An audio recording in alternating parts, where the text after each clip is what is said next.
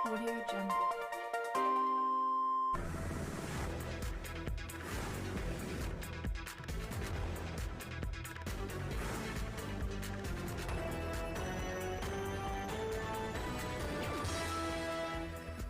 Ada yang memberi alasan sibuk bekerja, ada juga yang mendakwa tiada kesempatan kerana mereka sendiri pun tertekan dengan ekonomi dan kehidupan Mempunyai masing-masing. 9 orang anak, namun tiada yang sanggup menjaga. Sebaliknya, diabaikan di hospital. Ada juga yang memilih untuk tinggal di rumah orang tua kerana penat diherdik keluarga sendiri.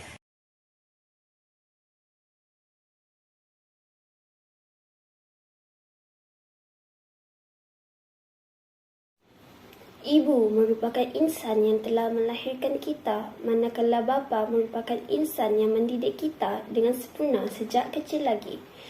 Ibu bapa sama-sama mengasuh dan menyediakan keperluan anak-anak dari kecil sehingga dewasa. Tanpa ibu bapa, kita tidaklah mungkin hidup di dunia dan disebabkan oleh mereka lah kita dapat membesar dengan sihat. Pengumadan mereka bagai menatang minyak yang penuh dalam tuntutan agama. Anak-anak perlulah menjaga ibu bapa, apatah lagi apabila mereka sudah semakin berumur dan mempunyai tahap kesihatan yang rendah.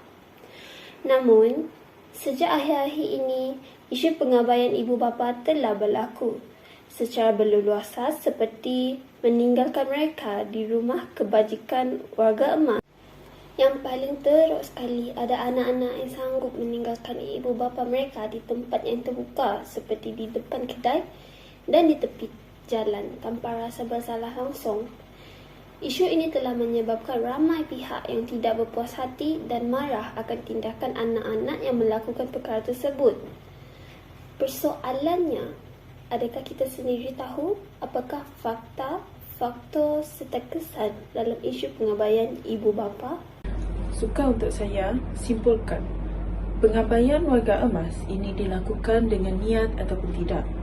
Kerana pengabaian ini boleh diklasifikasikan dalam banyak keadaan. Sedar ataupun tidak, kita telah mengabaikan tanggungjawab sebagai seorang anak dengan mengabaikan kebajikan ibu bapa di kampung. Ramai warga emas yang ditinggalkan juga di rumah orang-orang tua dan tidak dihubungi oleh anak-anak mereka sama sekali.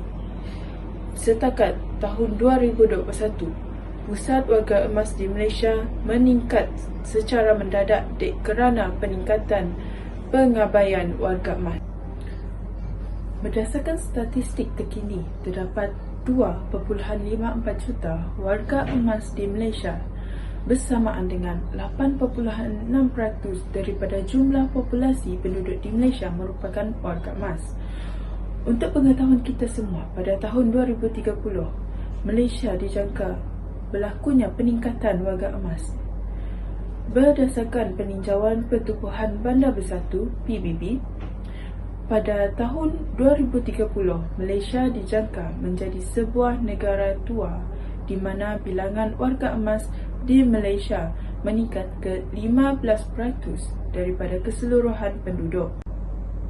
Polis Diraja Malaysia PDRM telah mengeluarkan kenyataan bahawa kes penderaan anak-anak terhadap ibu bapa meningkat sejak berlakunya pandemik COVID-19. Peningkatan ini telah mencatat sebanyak 20% berbanding dengan tahun-tahun sebelum ini. Semakin hari semakin menjadi-jadi permasalahan ini. Baru-baru ini kita telah digemparkan dengan berita seorang anak lelaki yang menganggur telah membunuh ibu dan bapanya sendiri, sehingga sebegini rupa permasalahan ini berlarutan. Mula-mula dari pengabaian kebajikan ibu bapa diikuti dengan penderaan dan akhir sekali sehingga ada yang sanggup untuk membunuh kedua ibu bapa mereka. Kes ini wujud atas asbab-asbab yang boleh kita lihat seperti punca dan kesan kepada permasalahan ini. Mari kita kupas dengan lebih lanjut tentang kes pengabaian atau penderaan ibu bapa yang berlaku di Malaysia. Mengapakah anak-anak pada zaman ini menjadi dahaka dan sanggup menghantar ibu bapa mereka ke pusat penjagaan warga emas? Terdapat beberapa punca anak-anak mengabaikan ibu bapa mereka. Antaranya termasuklah sikap golongan muda yang taksub mengejar duniawi dan mementingkan diri sendiri. Hal ini berlaku kerana kesibukan mereka mengejar duniawi menyebabkan mereka sanggup tidak meluangkan masa dengan ibu bapa mereka agar mereka dapat mencapai kejayaan yang mereka impikan. Seterusnya, golongan muda yang menganggap ibu bapa mereka yang sudah dimakan usia salah satu bebanan dalam kehidupan seharian mereka. Hal ini kerana tanggapan mereka terhadap orang tua tidak produktif dan tidak berupaya untuk membantu mereka. Selain itu, terpengaruh dengan hasutan daripada pasangan hidup.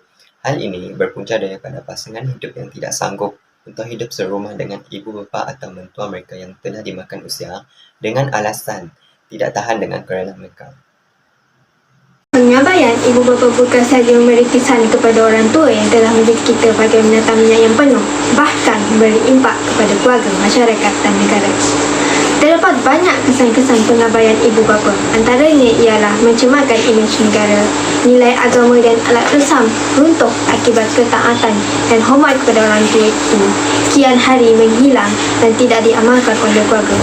Hubungan kekeluargaan juga menjadi rapuh kerana terhakisnya sikap tanggungjawab terhadap orang tua berhana dengan kesibukan kerja atau urusan sendiri dan tidak mahu menanggung bebanan menjaga warga emas. Persepsi negatif masyarakat yang menganggap orang tua yang telah diabaikan anak-anak sebagai beban dan bukan tanggungjawabnya dan banyak lagi. Pengabaian ibu bapa isu saban tahun kita dengar di mana-mana sahaja kita berada. Kadang tertanya, di manakah perginya sifat kasih sayang anak-anak terhadap ibu bapa? Tidakkah mereka takut dengan azab di akhirat? Secara keseluruhannya, anak-anak perlulah memainkan peranan yang penting kepada ibu bapa. Kita hendaklah sentiasa menghormati dan menjaga kebajikan mereka kerana mereka lah insan yang sanggup berkorban segala-galanya demi anak-anak mereka dari kecil lagi. Malahan ketika anak-anak sudah dewasa pun, ibu bapa tetap mahu melakukan yang terbaik untuk mereka. Dalam agama, hukum berbakti kepada kedua ibu bapa adalah wajib. Bab kata peribahasa Melayu, anak janganlah seperti kacang lupakan kulit dan menjadikan diri sebagai anak derhaka. Hal ini kerana anak yang derhaka terhadap kedua ibu bapa akan mendapat azab di akhirat kelak dan segala amal ibadat akan menjadi sia-sia. Secara konklusinya, dengan ini diharapkan agar isu pengabaian ibu bapa dapat dikurangkan kerana perbuatan tersebut tidak dapat diterima oleh masyarakat di negara, bahkan sangat dikesali oleh Allah SWT.